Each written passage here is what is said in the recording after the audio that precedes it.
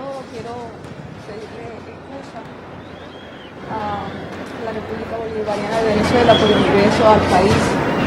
de una manera ilegal. Pero quiero manifestarles a todos que mi desesperación me llevó a tomar la decisión de buscar refugio en este país, ya que soy perseguida por el presidente de mi país, Iván Duque, con intención de asesinarme luego de la fuga organizada por una clase política dirigente en el país con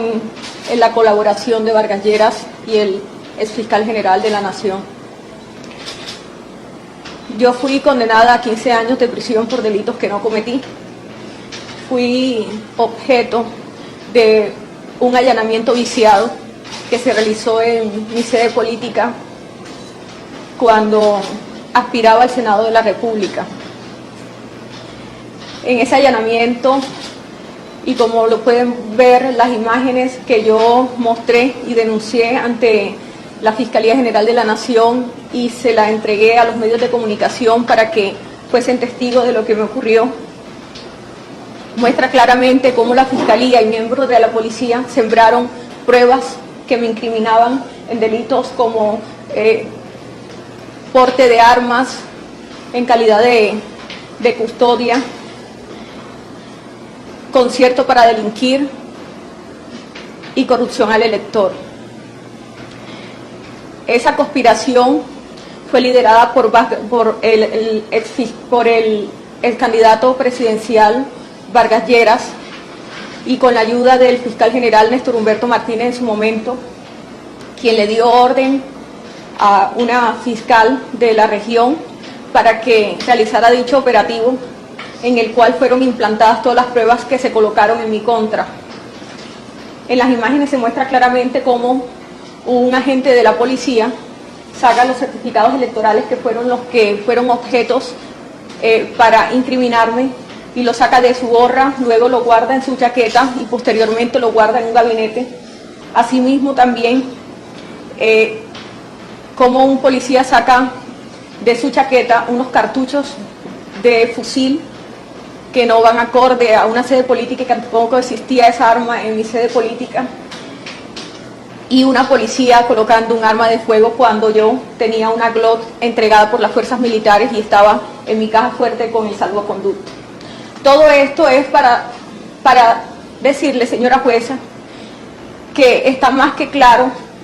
que lo que hicieron conmigo fue un montaje para quitarme del paso, y no solamente para eso, para inhabilitarme y guardarme bajo prisión para que los líderes políticos tradicionales de Colombia pudieran seguir trabajando de la manera que lo venían haciendo. Luego que me privaron de la libertad, fui sometida a maltrato psicológico, maltrato físico. Le pagaron al capitán Álvarez, que era quien estaba a cargo de la cárcel El Buen Pastor, para que me maltratara y para que permanentemente hicieran operativos en mi celda, tratando de buscar si yo guardaba dentro de la misma pruebas en contra de los que sabían que yo tenía pruebas contundentes para demostrar la corrupción que se maneja en el país. Luego, no entendí el porqué de todo este entramado. Yo le quiero contar que desde los 16 años soy una líder política. Lo diríamos así porque tengo carisma, porque siempre me preocupé por la gente, por el barrio, por las necesidades de la comunidad. Y desde muy niña debo confesar que tuve una relación sentimental con Julio Gerlain, un gran empresario, contratista del Estado, que aprovechándose de mi circunstancia, porque mi padre y mi madre se separaron desde muy jóvenes y nos dejaron muy chiquitos a nosotros, este señor fue un apoyo económico para mi mamá y finalmente yo fui víctima de acoso, de este señor durante muchos años y finalmente terminé con él en una relación sentimental. Y él fue el que poco a poco me fue incorporando en el mundo de la política. Y traté de cambiar esa política tradicional que él venía haciendo durante muchas décadas, en donde elegía a su hermano Roberto Gerlain, senador, en un intercambio y compra y venta de votos como mercader de gente. Y fui tratando de cambiar esa política. Y eso fue generando un malestar dentro no solo de la Casa Gerlain, sino también de la Casa Char, que hoy puedo decir que tienen el poder absoluto de la región Caribe, porque se han encargado de comprar a toda la clase política tradicional que mandaba en la región y son los que son los mayores contratistas del Estado y los mayores financiadores de las campañas presidenciales de los últimos años. Podría decirse aproximadamente 20 años hacia acá, mucho antes de la campaña de Uribe o desde la primera presidencia de Álvaro Uribe Vélez. Fui testigo de las altas sumas de dinero que se invertían en esas campañas y de las altas sumas de dinero entregadas por la empresa Valorcon y por la familia Char para financiar las campañas políticas presidenciales y asimismo de otros procesos de corrupción del país. Eso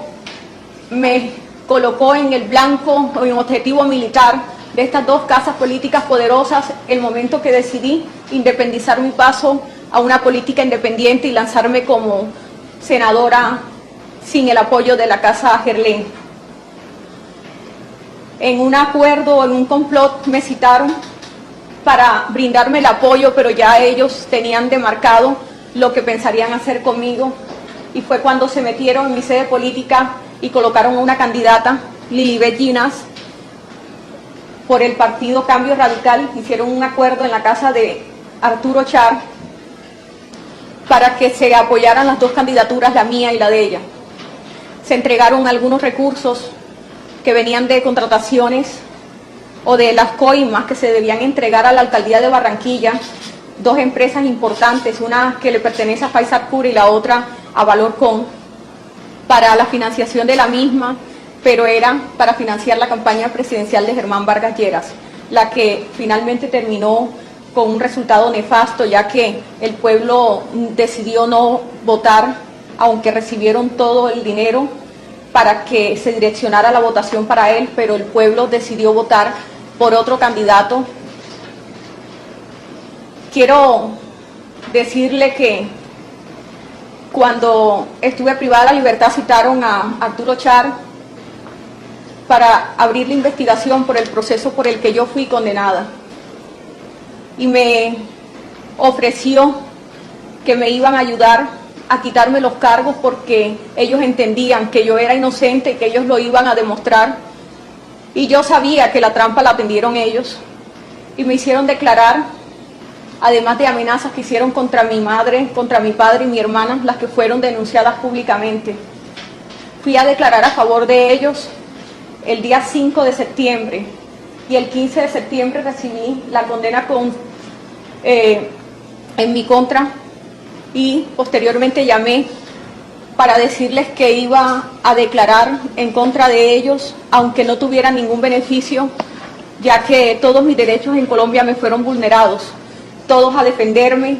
todas las pruebas que entregué sobrevinientes de videos, pruebas contundentes para demostrar mi inocencia, me fueron negadas,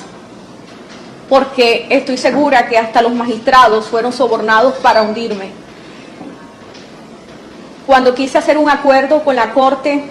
para contar la verdad de lo que sabía y de lo que había ocurrido, no me quisieron escuchar para que yo no contara esa verdad que guardé durante 2 años por miedo a que mi familia fuera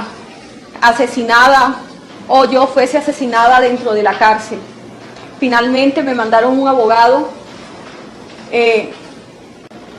la familia Char. Anteriormente había recibido una llamada de Julio Gerlain diciéndome que recibiera a los abogados de Julio, de Arturo y de Alex, porque me tenían que explicar algo que pensaban hacer para ayudarme a salir, que no me desesperara. Y fue cuando me hablaron de la fuga,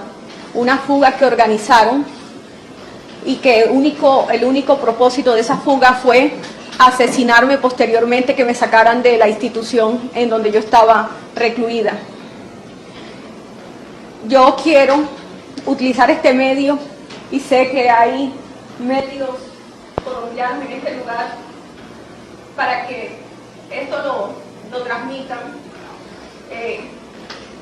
Para ninguno es un secreto que en Colombia la mayoría,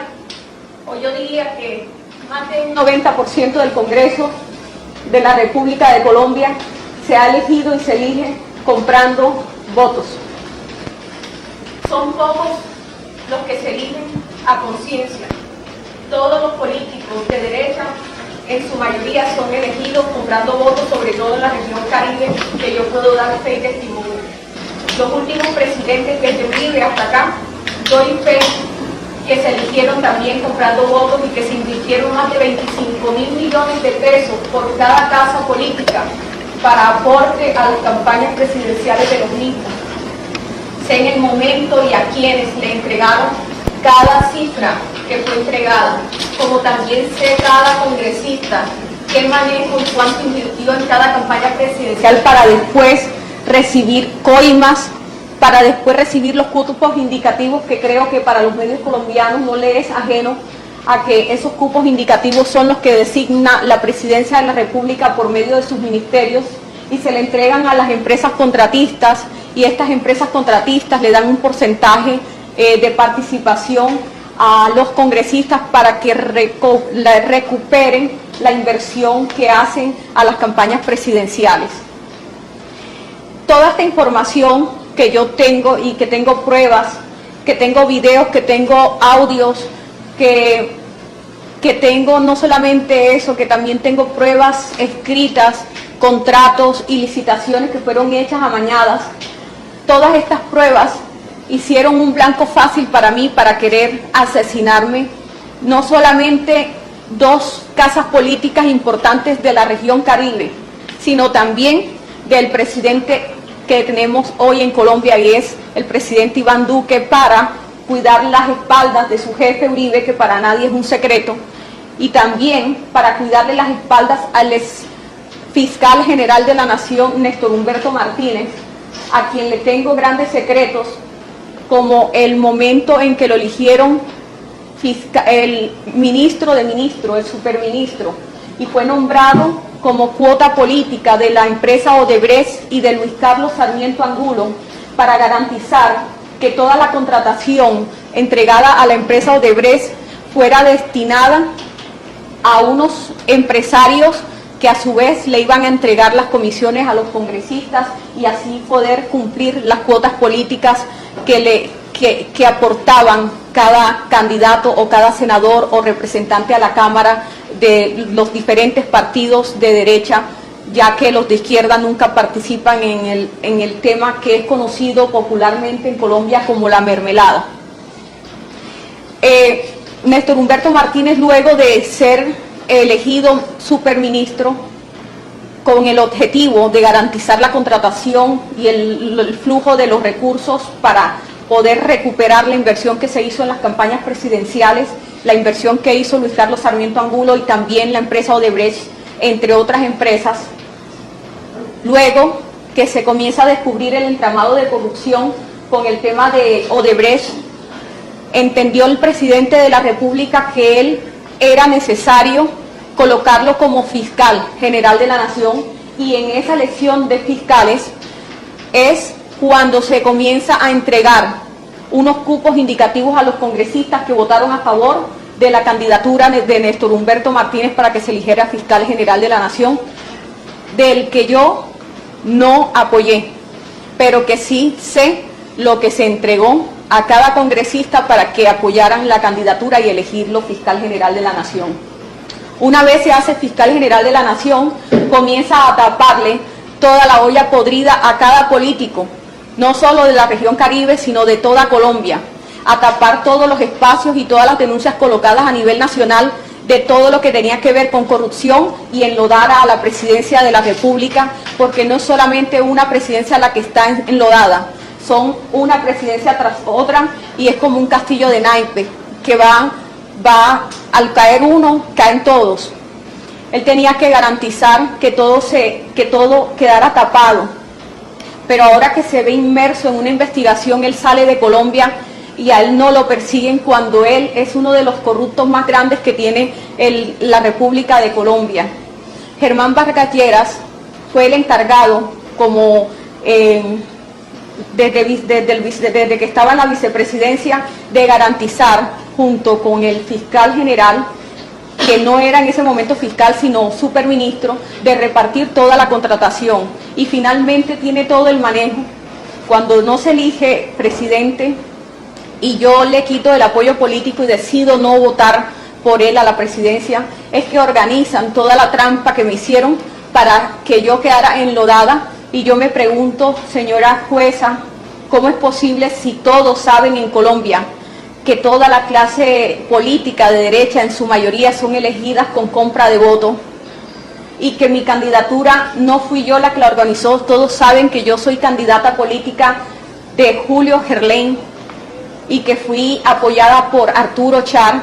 y terminé yo presa y condenada a 15 años,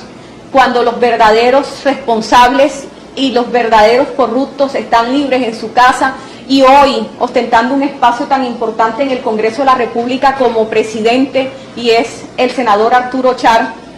y hoy es presidente del Congreso de la República, cuando fue él quien organizó junto con Julio y una empresa del distrito que trabajaba para el distrito, los que organizaron mi campaña al Senado de la República. ¿Por qué terminé yo siendo condenada? ¿Por qué después inventarse una fuga cuando han podido claramente ayudarme a demostrarle a Colombia mi inocencia con las pruebas que yo tenía? ¿Por qué organizar una fuga para luego querer asesinarme? Y yo quiero que los periodistas que están presentes entrevisten al señor Duque y les pregunten por qué razón, luego de 4 días de mi fuga, es que él decide cobrar una recompensa de 50 millones de pesos. Y por qué el día 16, después de mi fuga, él decide aumentar a 200 millones mi recompensa. Y yo les voy a decir por qué y cuál es la razón. Porque el señor Duque supo todo el tiempo dónde yo estaba, dónde me encontraba, pero no me podían asesinar en el lugar donde yo estaba guardada, donde me tenían secuestrada, porque yo no estaba fugada. A mí me secuestraron luego de que yo me lanzara de la cuerda y me montara en esa moto, y me llevaron a un lugar en donde nunca me sacaron y donde me les fugué por primera vez, y fue en la ciudad de Bogotá. Y me fui con uno de mis captores y dieron con el muchacho, y luego que dieron con el muchacho, el día 15 que yo me les escapo en una finca que estaba en las afueras de Valledupar, en una finca donde decidieron matarme, y los mismos captores, los que me tenían, me confesaron, uno de ellos, cuáles eran las intenciones, y era asesinarme y enterrarme en una fosa común para que yo no fuera encontrada nunca. Y justo el día que yo me le escapo, Duque al día siguiente aumenta mi recompensa a primera hora en 200 millones de pesos, porque sé que desde el principio él sabía, porque tanto él como la familia Char y la familia Gerlain tienen intereses en común, porque saben que en el momento que yo salga a declarar todas las cosas que tengo contra ellos, y que hoy no terminaría porque son archivos, porque son bastantes pruebas, saben que en el momento que yo entregue todas esas pruebas, no solamente va a caer él, va a caer Uribe, va a caer Santos, va a caer casi media clase política, medio Congreso y el Partido Conservador completo. Yo me pregunto, ¿cuál fue el delito que cometí cuando mucha gente me tilda de corrupta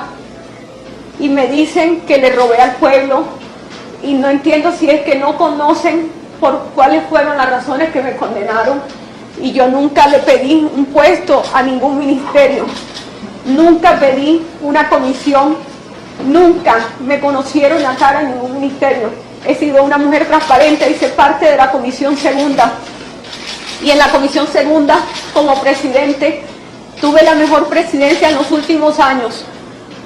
proactiva. Todas las iniciativas fueron en mejora del país. Hice los mejores debates en contra de los ministros cuando consideré que no estaban haciendo un buen trabajo. Cómo le destruyen la vida a una persona y resulta que yo debo quedarme esperando que me pudre en una prisión por delitos que yo no cometí, y luego me dan una esperanza de que voy a salir y compran unos tiquetes a Barbados, y los medios de comunicación saben a qué me refiero, porque yo no sé de dónde salió que yo compré unos tiquetes a Barbados y ya estaban comprados unos tiquetes a Barbados. Lo que querían mostrar era que yo me fugué y estaba en una isla paradisíaca, o quizás disfrutando de la vida con otra identidad, pero no era esa la realidad era que iba a estar asesinada, enterrada y olvidada, y todos pensando que yo estaba quizás en algún lugar huyéndole a una condena a la que no le tenía miedo. Yo no tengo miedo a ser condenada por delitos que la justicia considere que yo cometí, siempre y cuando, como digo, la palabra justicia lo hagan en franca ley y no implantando pruebas falsas, porque no tengo por qué pagar una condena sobre unos delitos que yo no he cometido, porque me considero una persona, y lo vuelvo a decir, inocente de lo que se me acusa. Y yo le pido al presidente de este país que por favor, si este caso se tiene que llevar a tribunales o a instancias internacionales, que por favor me ayude, porque yo soy víctima del Estado de la República de Colombia en cabeza de una secuestrada en Valledupar.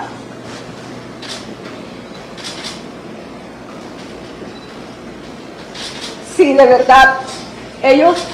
hubiesen cuadrado una fuga, mis captores no hubiesen hecho conmigo lo que hicieron el tiempo que yo estuve secuestrada, y me hubiesen dejado ir en el instante que yo les dije que yo me quería ir. Y no fue así. Tuve que hacer muchas cosas para escaparme de ellos. Me enfermé y pasé mucho trabajo hasta lograr llegar a este país, donde de una manera desesperada atravesé la frontera buscando escapar de toda una maquinaria política que son una base de criminales que tienen nexos con paramilitares, y que quisiera también que pude mirar, después de todas las cosas, que hubo una masacre en Cesar. Me parece raro, es un poco sospechoso que mataron a 3 personas en un municipio de Cesar, y no sé si quizás fue en el mismo lugar donde me secuestraron, y no sé si de pronto son las mismas personas que me tenían secuestradas y a las que me les fugué en retaliación, o quizás para evitar que confesaran quienes los habían contratado para lo que querían hacer contra mí. No estoy asegurándolo, pero hoy pienso cualquier cosa. Y cómo es posible, si yo regreso al país, si regreso a Colombia, quiero que antes de regresar toda Colombia sepa la verdad de lo que tienen que saber, y por qué todo lo que hicieron en mi contra. ¿Por qué no se preguntan cómo condenan a una persona por una práctica que la cometen todos los políticos tradicionales de derecha? Porque no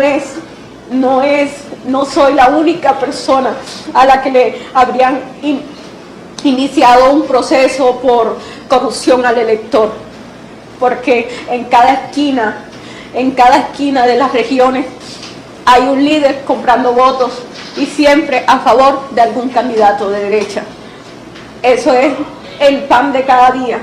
Esa es la manera de cómo la gente sale el día de las elecciones a hacer un festín, porque es un día que llega dinero de todos los políticos, porque le venden el voto a todo el que pueda, y no es un secreto para nadie. Pero yo sí pido solamente dos cosas. Una, que se me brinde protección a mi integridad, porque me siento en este momento tranquila, y desde que fui capturada aquí creo que he encontrado paz, porque no dormía tranquila pensando en el momento que mis enemigos me encontraran. No hablaba con nadie, ni con mi familia, por miedo a que una llamada fuera interceptada y dieran con mi ubicación. No le tenía miedo a las autoridades, vuelvo y repito. Le tengo miedo a mis enemigos, le tengo miedo al gobierno colombiano, le tengo miedo a la clase política que está detrás de mí y de mi muerte. Estoy temerosa por todos los que prefieren verme muerta, y estoy abierta a que, si de ser necesario, se abra un juicio aquí en donde yo pueda denunciar todos los actos de corrupción, puntualizándolos. Estoy abierta que si este gobierno permite entrevistarme con los medios que deseen saber la verdad, también estoy abierta, y estoy abierta a todo lo que el gobierno considere que es conveniente, pero pido que se tenga en cuenta también la integridad de mi familia en Colombia, que de pasarle algo a algún miembro de mi familia, sepan que los únicos responsables de lo que me ocurra son el presidente Álvaro Uribe Vélez, la familia Char, me refiero a Fuad Char Abdala, a Alex Char, a Arturo Char, y a la familia Gerlain en cabeza de su hijo Julio Eduardo Gerlain y Margarita Gerlain, hija de Julio Gerlain, quienes organizaron la fuga con la familia Char, y que estoy segura que a espaldas de su papá, Julio Gerlain, cuadraron lo de mi asesinato. Quiero pensarlo de esa manera, porque no creo que una persona con la que tuvimos una relación extramatrimonial tantos años y que quedaron frutos que por respeto no puedo decir en esta audiencia,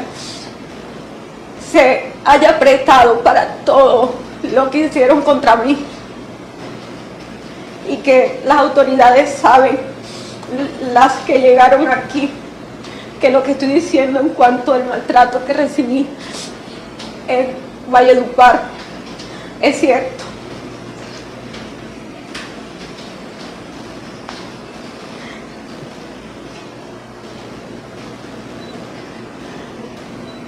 Que fui víctima de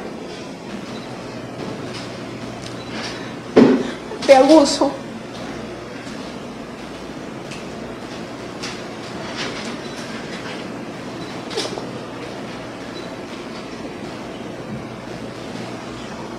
Que me lanzaron a pensar que iba a encontrar una salida a un problema que no sé cómo terminé involucrada, que no me explico cómo terminé metido en todo esto, y lo que hicieron fue mostrarme un camino que me llevaba a la muerte. Con lo que les dije de las referencias de los días de los pagos de la recompensa, van a comprender que el presidente tiene mucho que ver en todo, porque está cuidando las espaldas de su jefe político, y también las espaldas de los candidatos presidenciales anteriores, de los presidentes anteriores, y sobre todo la del exfiscal Néstor Humberto Martínez, porque si cae Néstor Humberto, cae media clase política colombiana.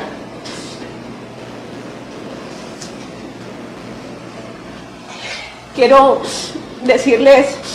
aprovechar para hablar del caso de Odebrecht, porque quiero aprovechar este espacio para que los medios, que tienen toda la curiosidad de saber muchas cosas que ocurrieron, sepan que la empresa Odebrecht sí entregó una alta suma de dinero para la financiación de la campaña presidencial de Santos y entregaron el proyecto de Navelena a la empresa Valorcom, a la que no le abrieron investigación, y esa empresa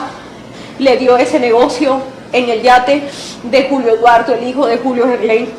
y se lo entregó a favor o por solicitud de Luis Carlos Sarmiento Angulo, dueño del Grupo Aval y casi dueño de Media Colombia, y le entregaron el contrato de Navelena. Asimismo, los contratos que entregaron en el distrito de Barranquilla y desde el Ministerio de Defensa, cuando Germán Vargas Lleras era el ministro, entregó 5.000 viviendas a Valorcom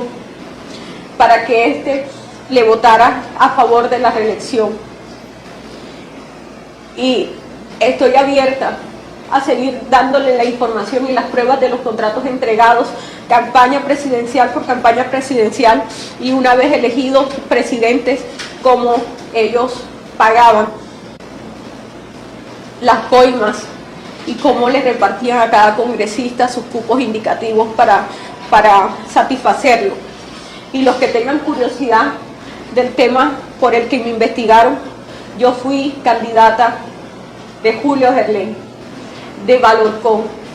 como cuota política para que Vargas Lleras midiera mi votación con un acuerdo que hicieron con la familia Char,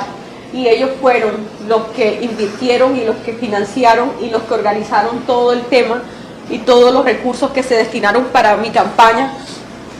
a las personas que me apoyaron. Pero si bien es cierto, en esa candidatura, en la sede política, habíamos dos candidatas. Estaba mi persona y Lilibet Ginás, candidata de Cambio Radical. Yo me pregunto, así como el señor fiscal general de la Nación una vez hizo el nefasto allanamiento que hizo en mi sede política para incriminarme, ¿por qué no salió a decir que Lilibet Ginás,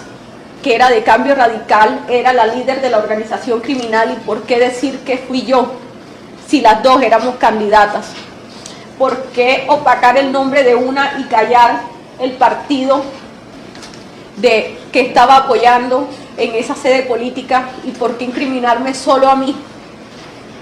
Porque está claro que ese montaje era destinado para hundirme a mí y no a Cambio Radical, ni tampoco a Lilibet Ginás, que era la candidata de ellos.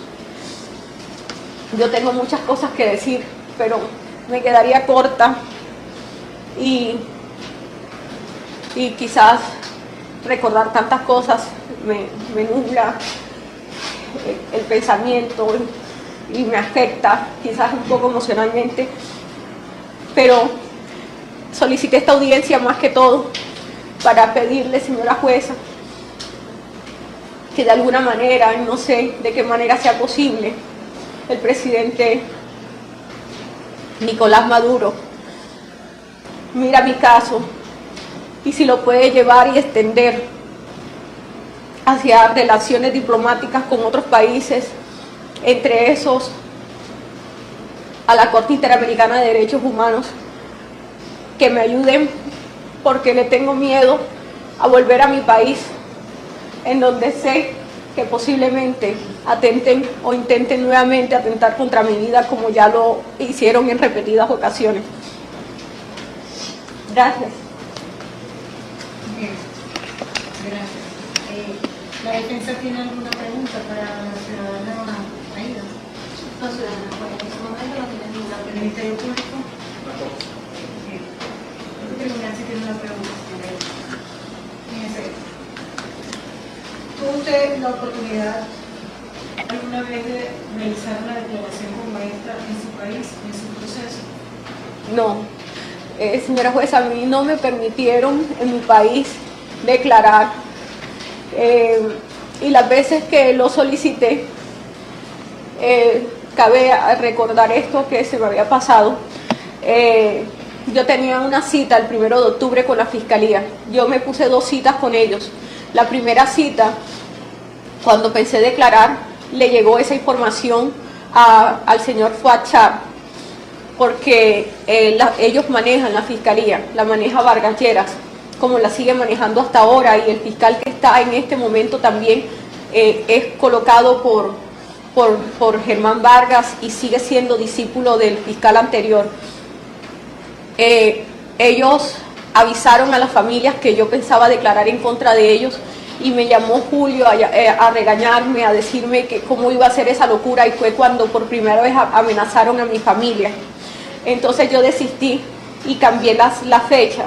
y la fecha me la volvieron a colocar para el 1 de octubre. Y antes de esa, de esa cita, estaba citada para las 2 de la tarde, y fue el mismo día que ellos organizaron la fuga en donde planearon asesinarme. Y fue el día que me fugué,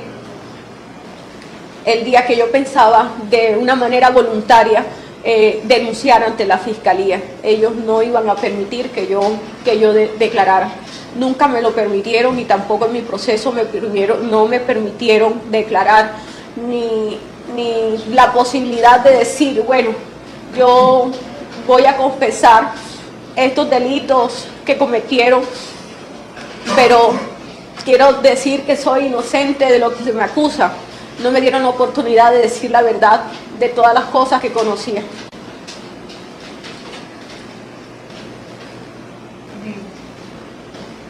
¿Cómo considera usted entonces que fue el proceso en su país, la investigación que se le llevó en su contra? El proceso tiene varias etapas. Yo debí ser juzgada por tres magistrados. Inicialmente aprobaron 2 instancias para los congresistas y aforados que no teníamos. Debió haberme juzgado la sala de instrucción y no lo hizo. A mí me calificó la sala que no me correspondía. Tenían que calificarme 3 magistrados y solamente lo hicieron 2. Asimismo, se solicitaron apelaciones, nunca se escucharon. Me condenaron 2 magistrados cuando debieron ser 3 magistrados. Tampoco me concedieron el derecho a tener 3 magistrados, porque desde el principio considero yo,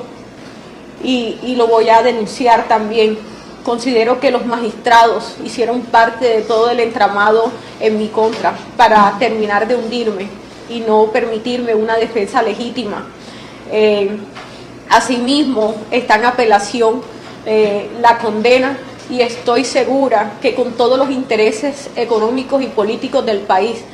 y como yo no soy poderosa, como yo no soy el único poder que yo tengo es el cariño del pueblo, porque dinero no tengo y tampoco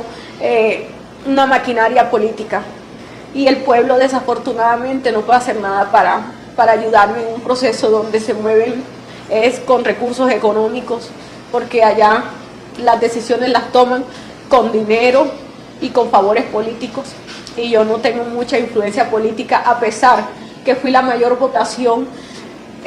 Cuando me elegí diputada, fui la mayor votación del Departamento del Atlántico y de toda Colombia. Fui la mayor votación de la historia del departamento, a pesar de que fue mi primera aspiración, cosa que no le gustó a la clase política tradicional, porque vieron de qué manera tan rápida yo crecí. Para los que algunos dijeron o piensan que de una manera arribista crecí, no. Yo trabajé desde los 16 años, y lo que fui me lo gané a pulso, tocando a la gente, conociendo a la gente, escuchando a la gente. Y la gente se le puede comprar el voto, pero la gente termina votando por lo que quiere a la final. Y la gente quería las propuestas que yo tenía. Cuando me elegí representante a la Cámara, también me elegí con la mayor votación del departamento y la segunda votación a nivel nacional. Y eso tampoco le gustó a la clase política tradicional, y me vieron como un peligro eminente para ellos. Cuando se mostró mi nombre para la alcaldía de Barranquilla, eso también fue peligro para la clase tradicional del departamento. Y yo siempre fui un peligro, no solamente por lo que representaba políticamente para ellos, sino también por toda la información que manejaba y en el momento que decidí independizarme, porque entendí que hay caminos diferentes de hacer política y eran los caminos que yo quería emprender, decidieron cobrarme la decisión de independizarme y quizás sintieron temor de que yo denunciara todas las cosas que sabía cuando me enfrentara políticamente contra ellos y les echara en cara todas las cosas que sabía de ellos, cosa que no pensaba hacer porque quiero a mi familia, pero luego del daño que me han hecho tan terrible, después de caer presa, sin entender el porqué, de tener un hijo adolescente que cayó en problemas de drogadicción a raíz de mi problema, mi hija hundida en una depresión, que era mi familia. Pienso que ya en este momento no tengo más nada que perder, excepto la vida, y es la que estoy pidiendo que este gobierno me proteja, ya que en mi país no tengo garantías. Ciudadana